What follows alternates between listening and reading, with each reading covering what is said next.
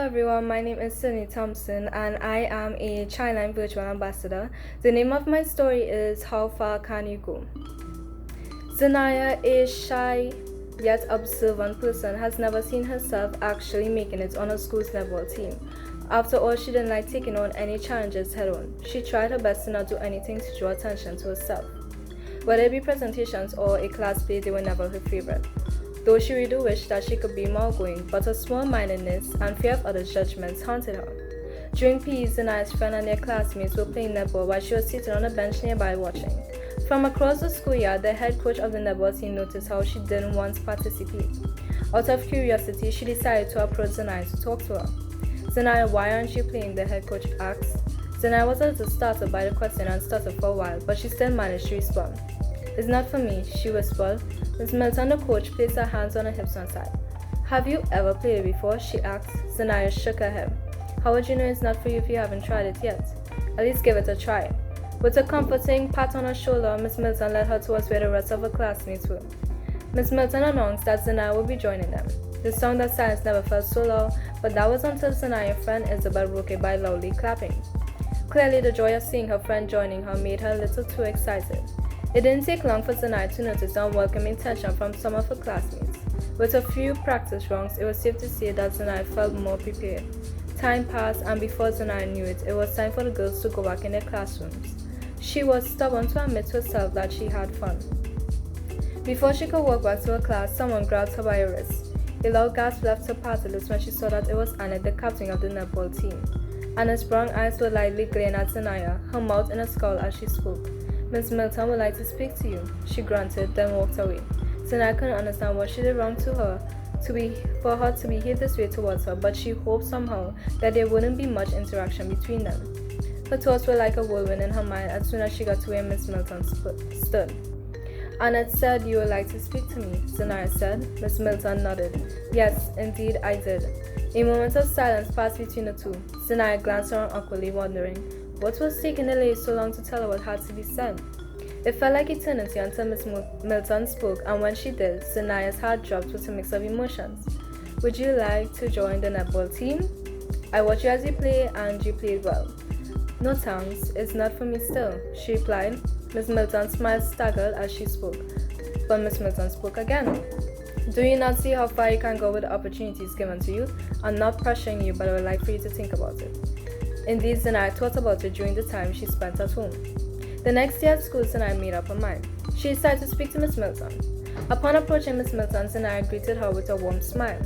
Her nervousness was prominent on her face though, as she thought how to explain herself. Miss Milton noticed this and spoke up. "Yes, you can join," she confirmed. She smiled and thanked Miss Milton.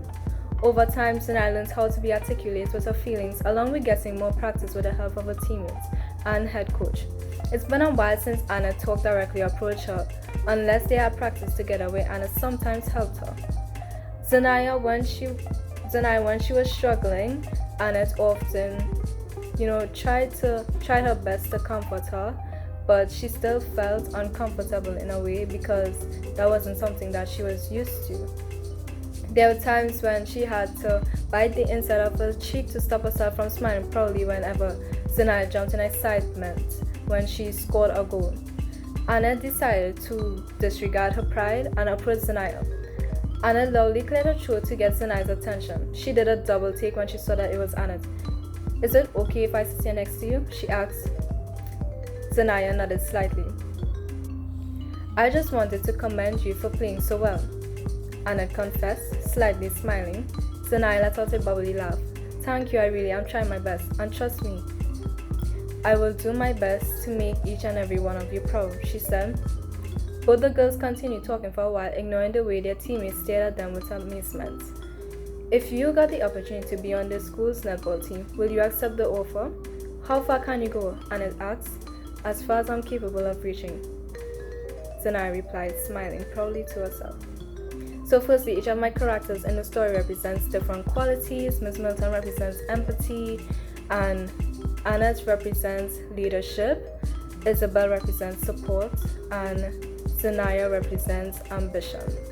So we see that Miss Milton, she was able to understand and discern what she thought was best for Sanaya. Just like in our everyday lives, it's important for us as individuals to understand how our loved ones are feeling and how to react the right way. Do they just need to get their worries off their minds by talking and you just listening? Do they need you to physically help them?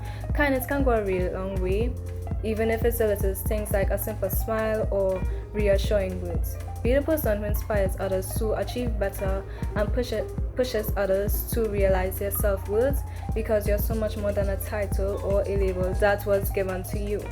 Okay?